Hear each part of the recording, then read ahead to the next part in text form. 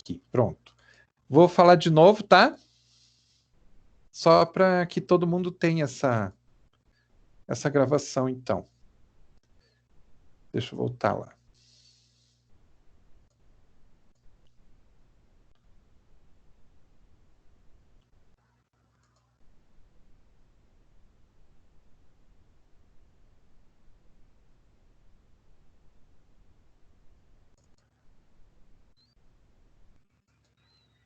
Agora resolveu desaparecer. Então vamos lá, de novo. Falando das questões da prova, a primeira questão, então, pedia para falar um pouquinho sobre extrativismo. Então, só lembrando que extrativismo não é nada mais, nada menos do que coletar aquilo que já está na natureza, a planta que ninguém plantou, que ela simplesmente nasceu, né? E os problemas que estão ligados a essa prática estão relacionados, então, à questão da extinção, né? De repente, uma coleta massiva sem nenhum tipo de controle, nenhum tipo de cuidado, pode levar a planta à extinção naquele local, ou, dependendo do caso, né, até num nível maior.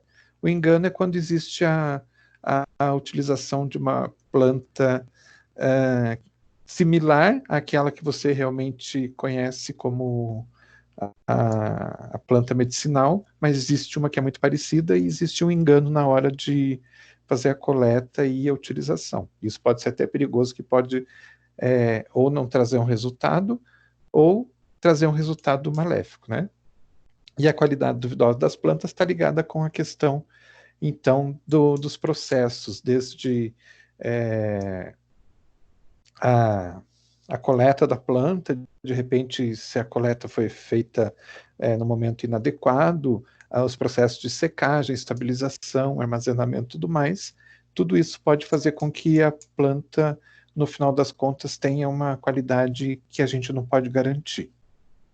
A questão 2, então, pede para diferenciar metabólitos primários e secundários e dizer qual que é mais importante para a farmacognosia. Então, os metabólitos primários são aqueles metabólitos que são produzidos por todas as plantas, sem exceção, e os secundários são aqueles que uma ou outra planta produz por algum motivo específico, seja para proteção, seja para, de repente, atrair um polinizador, seja lá a função que tenha nessa planta a produção desse metabólito secundário. E os mais importantes, então, são esses, para a farmacognosia, são esses secundários, que muitas vezes, ou na maior parte das vezes, têm alguma atividade farmacológica.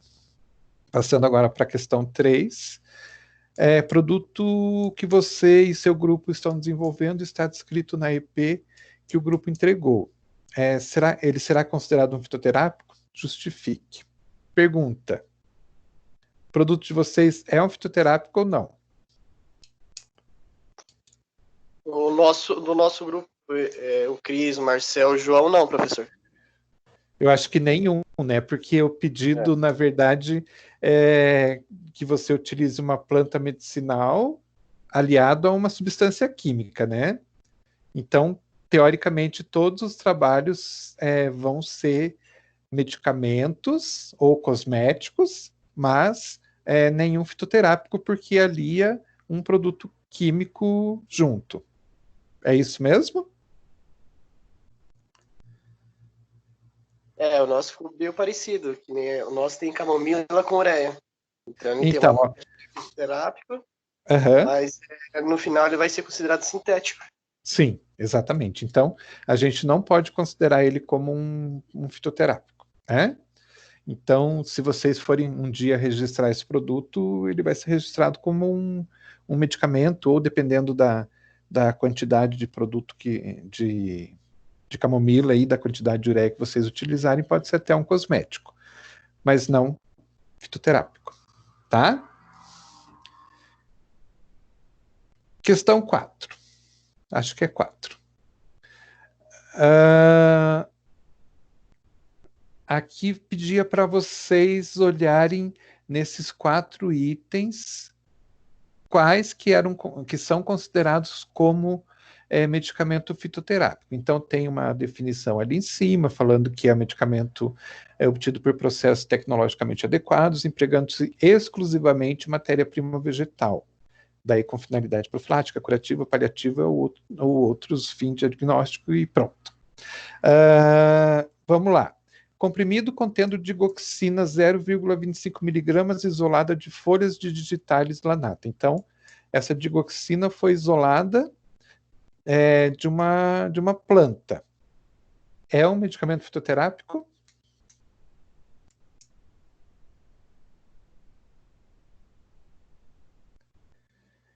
Ninguém responde? É o primeiro? É o primeiro. Acho que não. Eu coloquei que não. Por que você colocou que não? Porque tinha a digoxina, né? Eu dei uma olhada, se não me engano, é alguma coisa, é algum produto químico. Ela na verdade, ela foi isolada da planta das digitalis, né? Só que como ela está isolada, ela não é mais o metabólito secundário, ela não é mais... Ela é uma substância única, isolada, ela não é considerada como fitoterápico. Ok, isso mesmo. Tá? Tá bom. Na segunda, que fala da cápsula de ginkgo biloba contendo extrato seco padronizado. Aí já é diferente. Você fez o extrato da planta, mas existem todas as substâncias químicas ali dentro daquele extrato. Você não isolou nada. Então, essa é considerada uma planta medicinal. Tá certo? Terceira, glóbulos de pulsatila 16CH e ignatia 32CH. Pulsatila é uma planta, ignatia é uma planta. É produto homeopático. Ele é considerado fitoterápico? Não. Não, porque ele é homeopático. Exato. Por mais que ele seja feito à base de plantas, o homeopático não é considerado fitoterápico nenhum, tá? Então, sempre descarta o homeopático como fitoterápico, ele nunca vai ser. E por último, que é o caso de vocês, praticamente, pomada com tintura de arnica e salicilato metila. Tintura de arnica é a tintura de uma planta, se fosse só pomada só com a tintura, poderia ser considerado um fitoterápico, mas como tem uma substância química, que é o salicilato, ele deixa de ser fitoterápico, ok? Então, a única correta aqui seria a segunda. Todo mundo acertou? Esse silêncio é um sim. Pelo que eu lembro, sim. Aí tinha que justificar essa? Tinha. Ah, não. Não, essa não tinha que justificar. Então era só Era assim, escolher. Oi?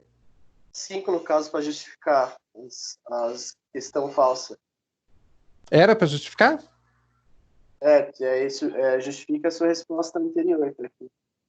Ah, então tá. Ok. Próxima questão. Ela pedia para avaliar as alternativas a seguir, né? Então, tem 4 itens aqui e deles só 2 são corretos. Então, vamos ver cada um deles. Primeiro, o fitoterápico é um medicamento à base de planta que preserva a integridade farmacológica do vegetal, mas não a integridade química. Tá certo ou tá errado?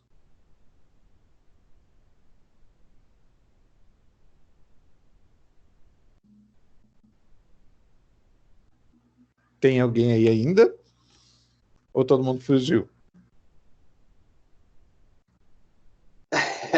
Professor, coloquei que tá errado. Tá errado. E ela também protege a integridade química. Sim, na verdade, quando você faz os processos lá de extração, as propriedades químicas continuam, porque senão, para que serve? Se você destrói toda a substância química que tem ali, ou altera ela, você vai perder a ação farmacológica, né? Então, essa primeira está errada. Questão 2. Os métodos de prospecção química não são adequados à análise de um fitoterápico e, portanto, não são usados para essa finalidade. Então, a prospecção química é verificação das substâncias químicas e das suas propriedades. Claro que são adequados, a gente precisa buscar essas substâncias químicas dentro da planta para avaliar, então, a atividade farmacológica dela, se ela tem atividade farmacológica, para poder utilizar ela como uma planta medicinal, né? Então, essa também está errado. Isso quer dizer que as outras duas estão corretas. Marcador químico é uma substância ou uma classe de substâncias presente nas espécies que são utilizados como referência no controle da qualidade da matéria-prima. Então, sempre, em cada planta medicinal, você vai ter lá uma substância ou uma classe de substâncias que você, para identificar aquela planta, você vai identificar aquela substância. E o nome disso é marcador químico. Então, essa está certa. E a última fala o seguinte: droga vegetal é definida como planta medicinal ou suas partes, que está certo, né? Que contenham as substâncias ou classe de substâncias responsáveis pela ação terapêutica, após processos de coleta, estabilização, podendo estar na forma íntegra, rasurada, triturada ou pulverizada. É isso mesmo. Então, você tendo a planta inteira ou a planta rasurada, pulverizada, você continua tendo o que a gente chama de droga vegetal. Então, essa questão, as alternativas 3 e 4 que estavam corretas. E a justificativa está em cima disso que foi falado anteriormente. Beleza? Tava fácil? Beleza. Não tava? Não, deu trabalho, professor. Não, trabalho tinha que dar um pouquinho, né? Sim. Mas não era para estar difícil. As outras mais complicadas, mas estava. Depois foi tranquilo. Ah, então tá bom. Bom, então é isso. Depois vocês recebem aí as notas e quando for possível, daí eu vou liberar também as provas para vocês darem uma olhada nas respostas de vocês. Tá bom? Hoje a gente vai... Eu fiquei pensando um pouco...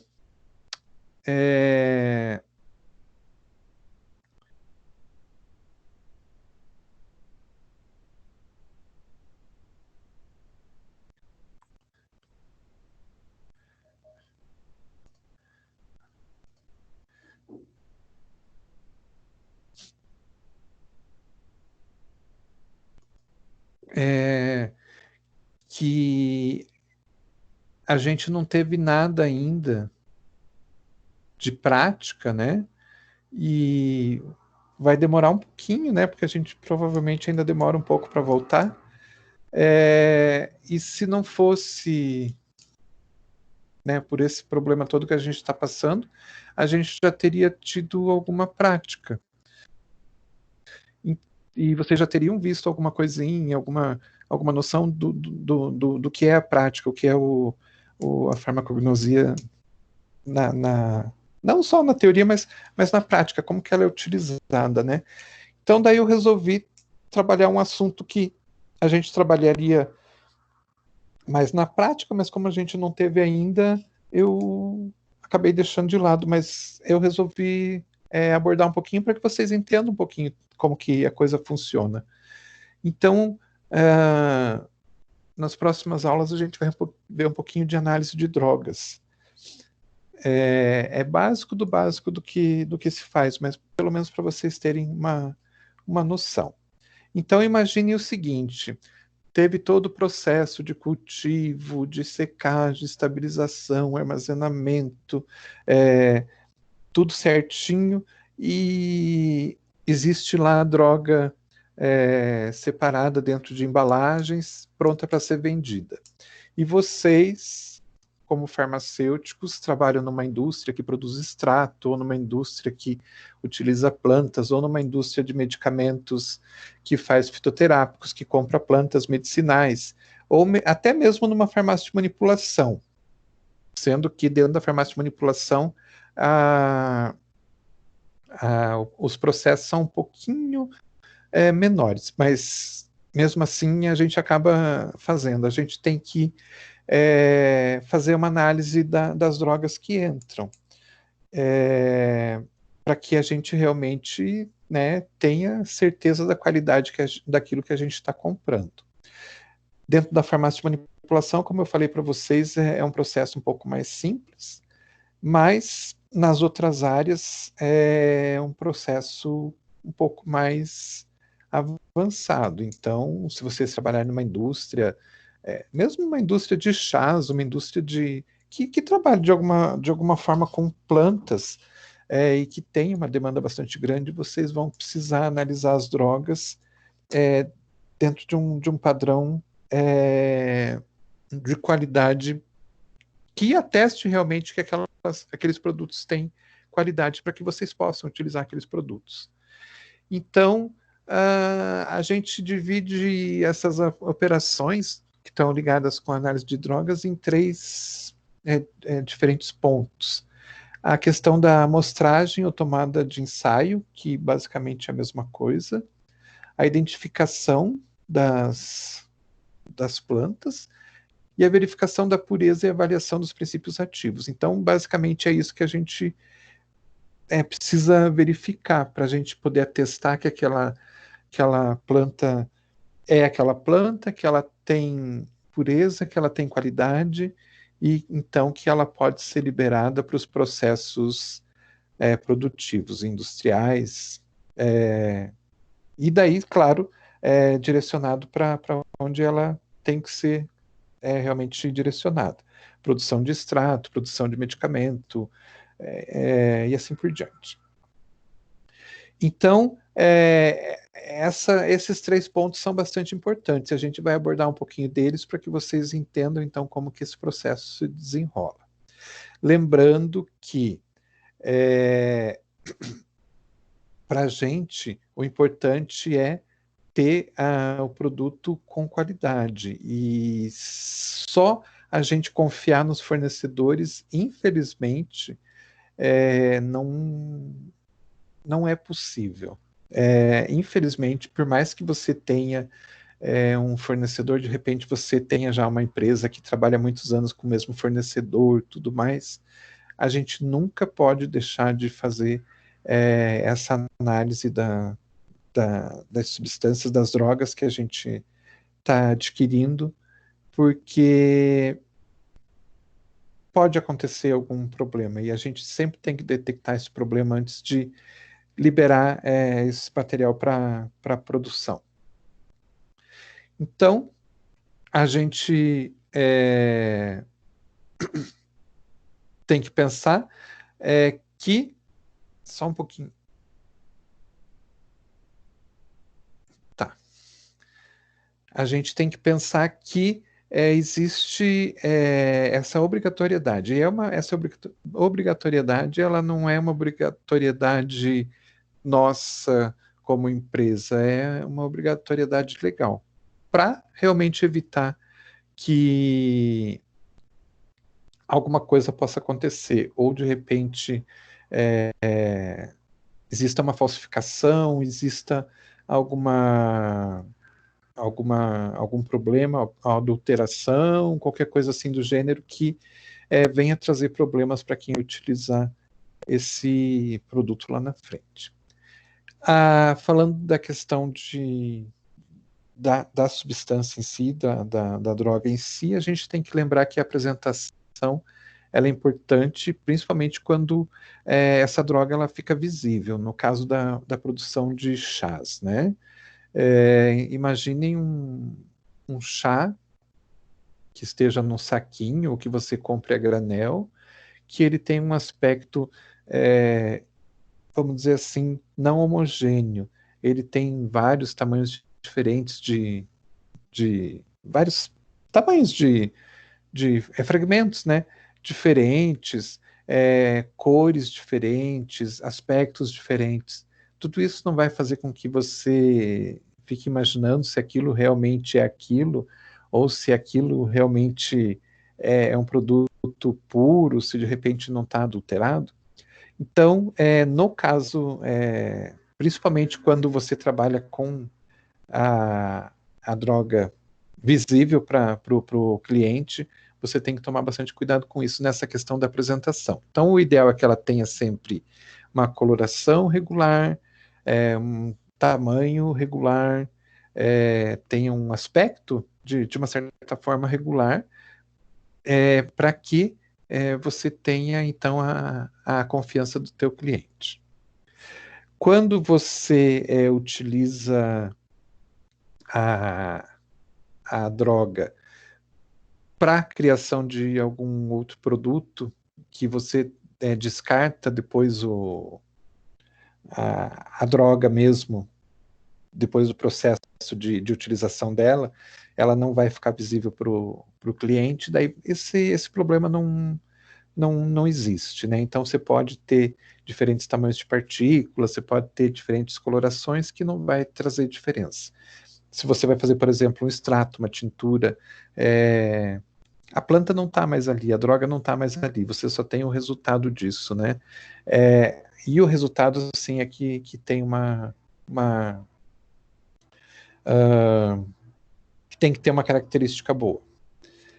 Então, a gente sempre tem que levar em consideração, né?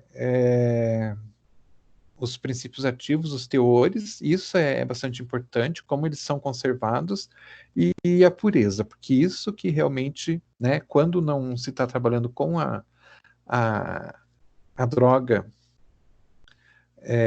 em natura mesmo, isso que é o mais importante. Então, como que ele foi conservado, como que está sendo conservado, o teor de princípios ativos e a pureza são os mais importantes. Isso que vão dar os bons resultados para a gente. Então, o primeiro processo que é importante é a amostragem. A análise, o resultado dela vai depender muito da forma como você faz essa amostragem ou a tomada de ensaio, como a gente fala muitas vezes. A amostra que a gente vai utilizar, ela tem que ser representativa, ela tem que representar aquela droga como um todo. É muito fácil a gente falar quando a gente pega lá uma caixa de 200 gramas de chá mate a granel e você pega uma amostra dali e ela representa o todo. Mas imaginem vocês como indústria que vocês adquirem lá embalagens de 100 quilos, 200 quilos, 100 embalagens de 100 quilos, 100 embalagens de 200 quilos. Será que se vocês tirarem a amostra de uma dessas embalagens só, vocês vão ter representatividade total desse lote todo que vocês compraram? O que vocês me dizem?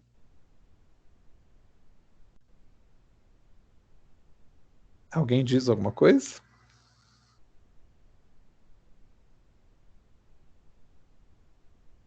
Todo mundo saiu? Bom, mas vamos em frente.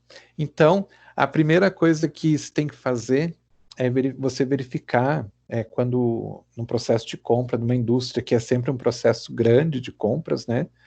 A quantidade de embalagens que você tem, e conforme a quantidade de embalagens, você vai ter um número de amostras que você precisa retirar para você ter representatividade desse lote que você está comprando. Então, vejam só, se você tem, por exemplo, digamos lá que você compre embalagens de 100 quilos de uma determinada droga. Se você tiver nesse lote que você comprou entre 1 e 10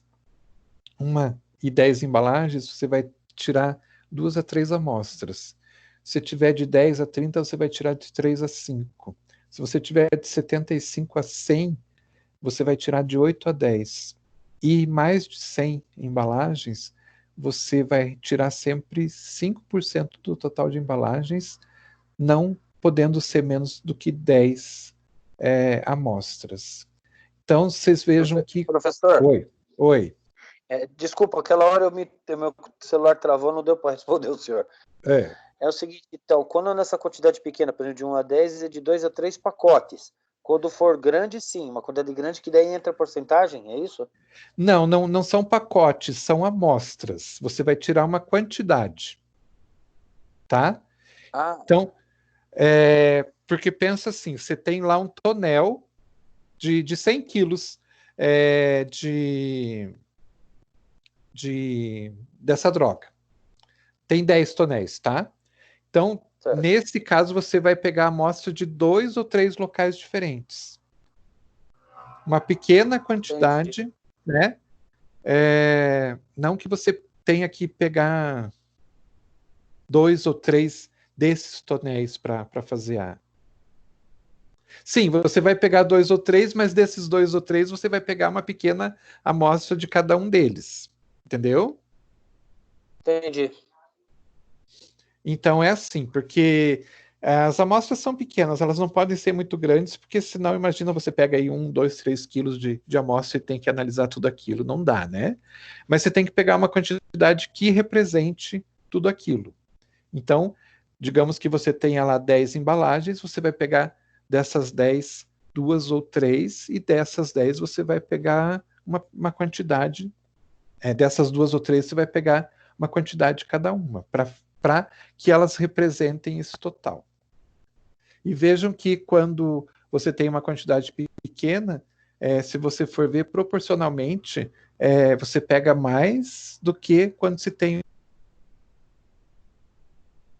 Por exemplo, você pega lá de 75 a 100, você pega de 8 a 10 amostras. Enquanto ali que você pega 10, você tem 10, você tem que pegar 3. Então, quanto maior o número de embalagens, teoricamente é menor o número de amostras que você vai tirar. Mas elas são representativas daquele lote como um todo. Tá? E no caso de ser mais de 100, é sempre 5% do total. Nunca sendo menos de 10. Então, digamos que fossem 200 embalagens. Quanto que vocês tirariam de amostras? 10.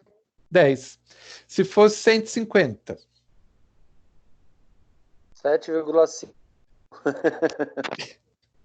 E quantos que você pegaria, na verdade, então? 7, né? Não. 10. 10. Não? Não 10? menos de 10. Então, entendi. por mais que fosse abaixo de 10 o teu resultado, você ia pegar 10 de qualquer forma. Tá? Muito bem. A tomada de ensaio, tomada de amostra, deve ser efetuada a diversas alturas dessas embalagens. Então, a gente tem que pensar o seguinte: eu não posso também abrir um tonel lá de 100 quilos e pegar ali uma pequena amostra da parte de cima. Por que será?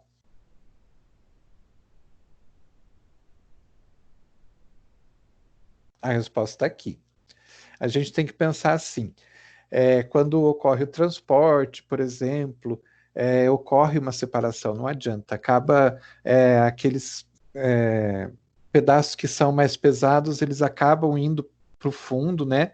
E os pedaços mais leves acabam ficando na superfície. Então, você não pode pegar uma amostra só da superfície, porque ela não está representando aquele tonel como um todo.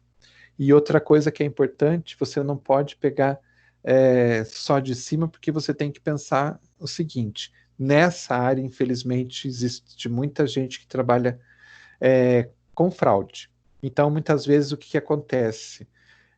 Você compra uma matéria-prima, recheiam esse tonel com uma fraude e colocam uma pequena quantidade da matéria-prima verdadeira na parte de cima. E se você faz uma tomada de amostra só na parte de cima, você está pegando a matéria-prima correta, mas lá embaixo é tudo fraude. Então você tem que pegar de uma forma que você consiga ter uma amostra que represente todo esse tonel. Tá certo? Então a gente tem, olhando aqui do lado direito, pelo menos para mim é do lado direito, não sei se para vocês também aparece, existe um tubo, que é um aparelhinho que é utilizado para tomar amostras assim de grandes embalagens, de forma a pegar de diferentes alturas. Então é basicamente um tubo. Se vocês olharem ali na parte de baixo tem uma tampinha. Você coloca esse tubo aberto dentro da embalagem até o fundo. Aí quando chega lá no fundo, isso vai entrando dentro do material e o material vai entrando dentro desse tubo. Chega lá embaixo, você fecha aquela tampinha com aquele arame que está ali do lado, fecha, puxa, e você vai ter então uma amostra representativa de toda o tonel, toda a embalagem. Ficou claro isso? Sim. Ok. Então, é uma forma de você pegar uma amostra que seja significativa mesmo dentro daquela embalagem, para evitar de repente você ser enganado por esses falsificadores que a gente tem aí no mercado.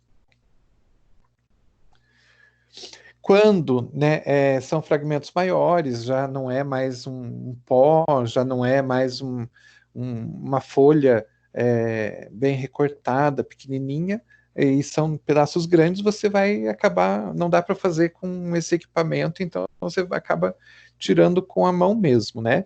No caso de cascas, por exemplo.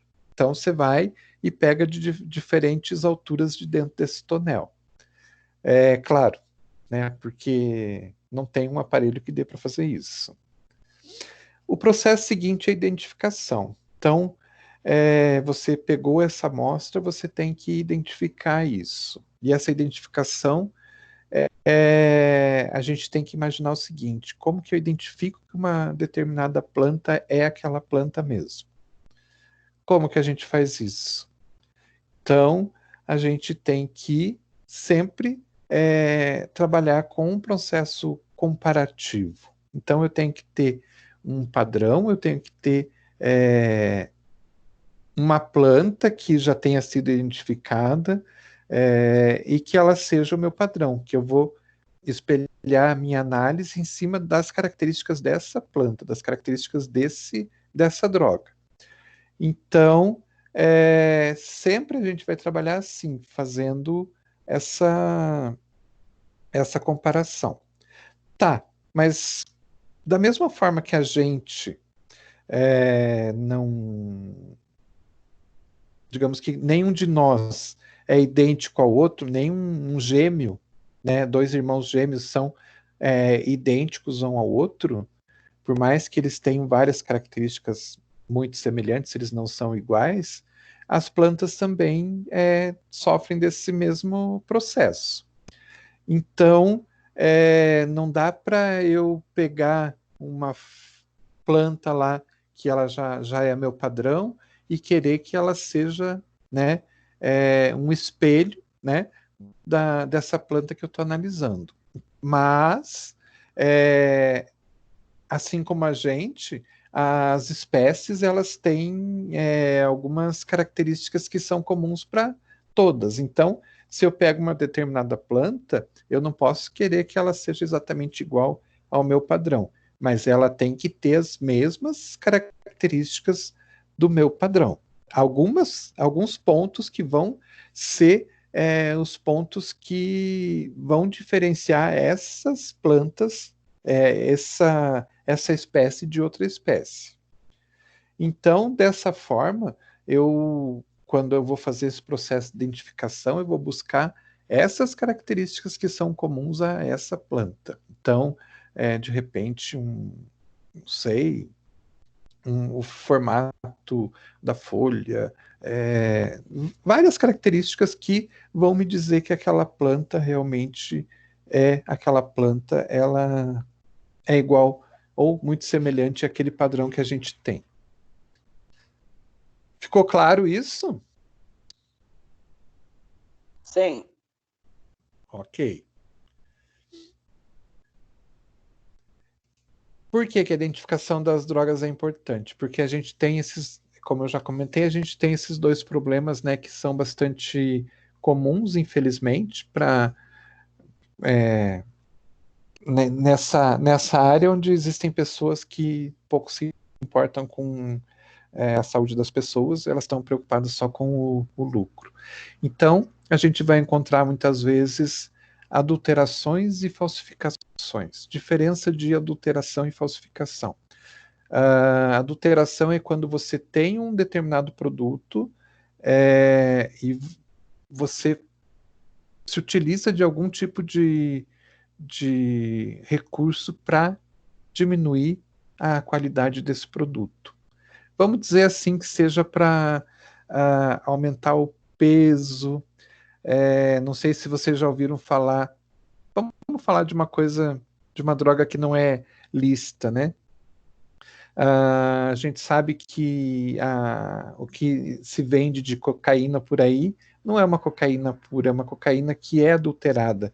O que fazem? Então, para aumentar o peso dela, para que ela renda mais, muitas vezes se utilizam de adicionar algumas substâncias que vão dar um volume maior, porém vão diminuir a sua qualidade, né? Então, de repente, colocar em pó de talco, não sei o que colocam, pó de vidro, sei lá o que colocam. Xilocaína, Mas, carbonato. Bicarbonato? Sódio também, xilocaína. Xilocaína? Deixa ela salgada. Sim. Anador moído. Meu Deus. Por aí vai. Então, aí o que acontece? De 1 quilo você faz 2 quilos e você tem um lucro muito maior, né? A gente tem outras adulterações que são bastante conhecidas, né? Porque vieram a público. Por exemplo, leite. Não sei se vocês lembram que teve uma época que várias indústrias leiteiras aí estavam colocando água oxigenada, colocando mais hidróxido de sódio, um monte de coisa para aumentar, dobrar, triplicar o volume do leite e ele continuar tendo um aspecto de leite mais adulterado. Não sei se vocês lembram disso. Então, a adulteração é isso. A falsificação é quando você, no caso das plantas, né, você vende uma planta por outra. Uma planta que é parecida, teoricamente, tem alguns aspectos que são muito parecidos, mas que não tem não tem aqueles ativos que são necessários para caracterizar aquela planta, para que ela venha fazer um efeito terapêutico. E às vezes pode ser até que você tenha nessa planta que você está usando para falsificar, ela possa até trazer problemas de saúde maiores.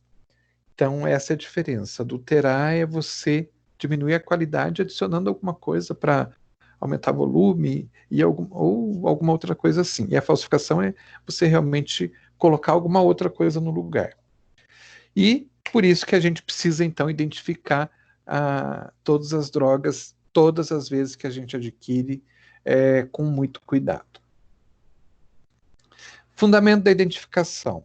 Então, como eu comentei anteriormente, é por comparação mesmo, né? Comparação com um padrão conhecido, que a gente sabe, então, todas as características, ou com descrições que existem nas farmacopeias, ou descrição encontrada na literatura especializada, em livros, artigos, assim por diante. Então, a gente sempre vai fazer uma comparação. A gente não tem como identificar uma droga sem comparar com aquilo que a gente já conhece. Então, não tem outra forma de se fazer isso. Essa comparação ela vai ser feita por 2 tipos de processos diferentes, os chamados diretos e os indiretos. Hoje a gente vai ver os diretos e na próxima aula a gente aborda os indiretos porque é bastante extenso. Então, os diretos são poucas coisas que já vão, na verdade, dar uma identificação inicial. Por exemplo, você pegar uma lupa, colocar essa planta na lupa e verificar as características macroscópicas, não microscópicas, né? Mas algumas características macroscópicas dessa planta em relação à droga padrão ou em relação ao que a literatura fala. Então, é você pegar esse equipamento que está colocado aí no slide, colocar a planta que você, ou a droga que você está analisando, e procurar algumas características que ela tem que ter, porque a literatura fala, porque as farmacopeias falam, ou porque o padrão fala que tem que ter. Então, é um primeiro processo de identificação. Quando a gente está trabalhando principalmente com aquelas drogas que estão reduzidas a pó, que a gente não consegue ver macroscopicamente mais essas, né? E algumas características dessa planta que está só cortada, mas como o produto está totalmente em pó, a gente vai trabalhar mais com as características organolépticas. Então, o que são as características organolépticas? Cor, odor e sabor são as características que a gente vai avaliar principalmente. Então, muitas vezes a gente vai ter que trabalhar com a nossa própria sensibilidade. E isso é feito tanto na indústria quanto numa farmácia de manipulação, em qualquer lugar que você trabalhe com plantas na forma de pó.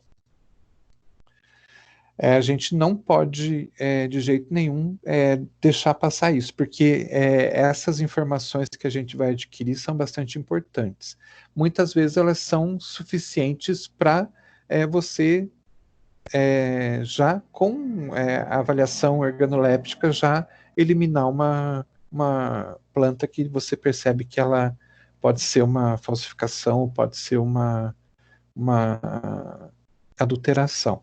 Só com isso, às vezes, pode ser possível você já ter essa definição. Então, a gente vai, basicamente, verificar esses 4 aspectos. Visão, a gente vai utilizar a visão. O tato vai ajudar bastante a gente. A degustação, ou sabor, né? E o olfato. Pergunto para vocês, qual desses dois aqui será que é o grão de mostarda e qual que é o coco? Alguém sabe me responder?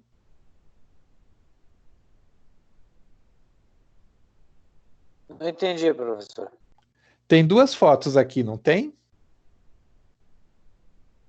Para mim não veio.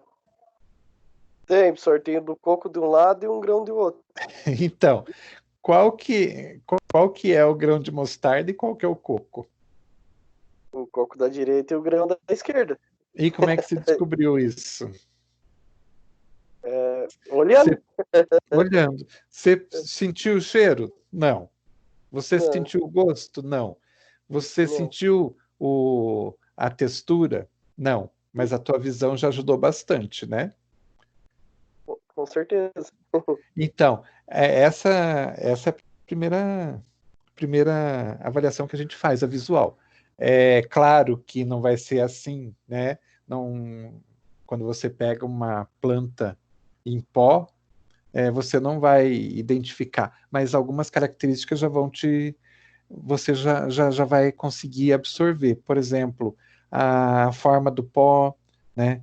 Se é um pó mais leve, se é um pó mais... A gente consegue ver, tem alguns pós que são meio parecidos com algodão, tem alguns pós que têm um aspecto mais pesado, arenoso e assim por diante. Você consegue ver a cor, você consegue ver a característica dele como um todo, né?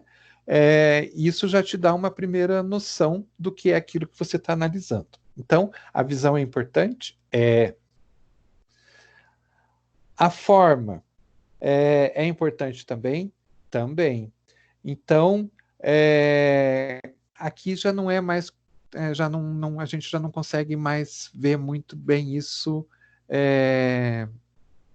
numa planta que está na forma de pó, mas a forma do vegetal, dos órgãos vegetais, vão dizer muita coisa para a gente também. Então, de repente, se você coloca numa lupa ou até no microscópio, talvez você consiga ver algumas características que possam te indicar que aquela planta é exatamente aquela planta que você está comprando.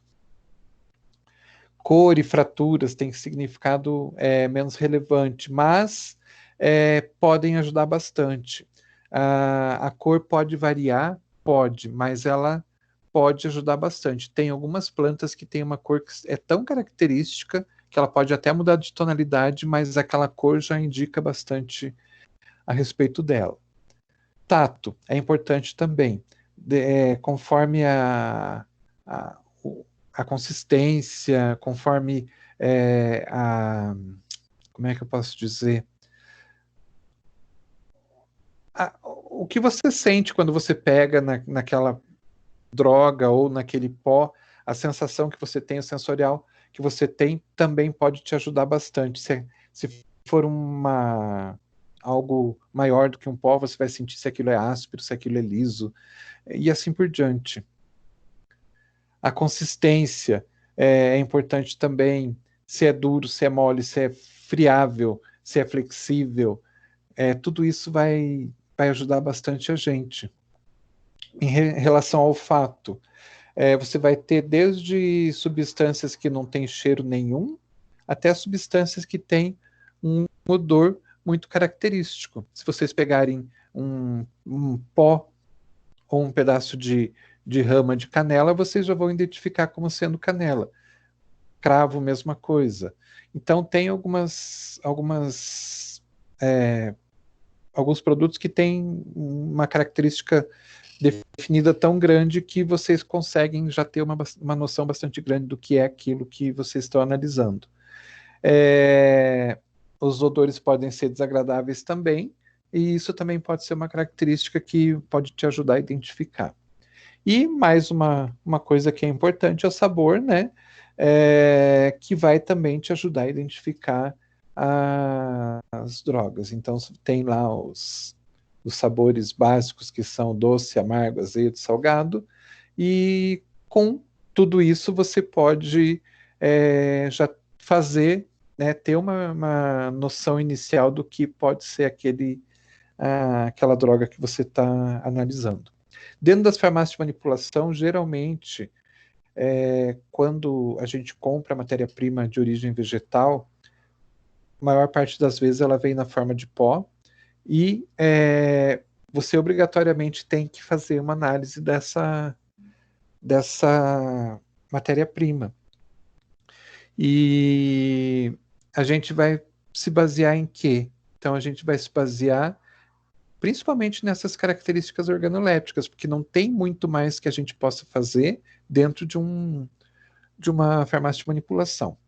Então, o que a gente tem na prática? A gente recebe, quando a gente compra essa matéria-prima, a gente recebe um laudo de análise, indicando que essa matéria-prima foi analisada na empresa que embalou ela, né? Então, no distribuidor.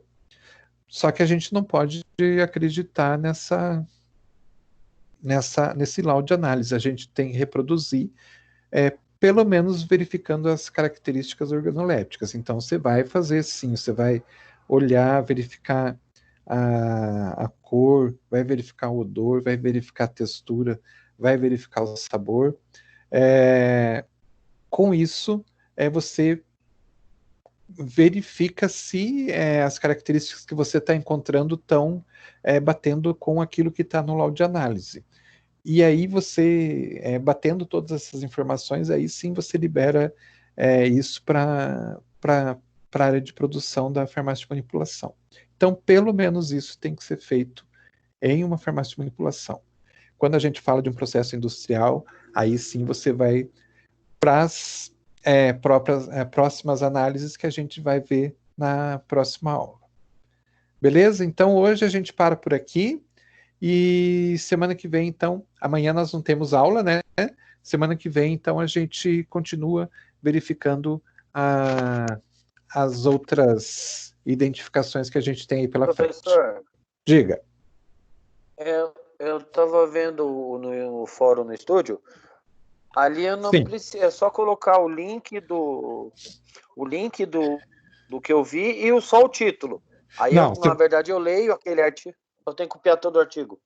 Não. Você vai pegar o nome do artigo e o link, vai colocar ali, e daí você vai dar uma lida e vai me dizer que tipo de identificação que foi feito nesse caso, tá? Ah, legal. Então só uma coisa. Preciso copiar e colar o texto.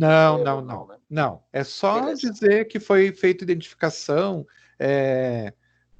O que foi procurado para que identificou determinada planta, tá? Tranquilo, mano. Então, se foi feito algum tipo de teste, que tipo de teste que foi feito e assim por diante. Mas é bem simplesinho, não é para copiar o artigo inteiro, não. Tá bom. Tá bom? Beleza, obrigado. Gente, boa semana para vocês e até a semana que vem, então. Valeu, professor, igualmente. Tchau, tchau. Obrigado igualmente, professor.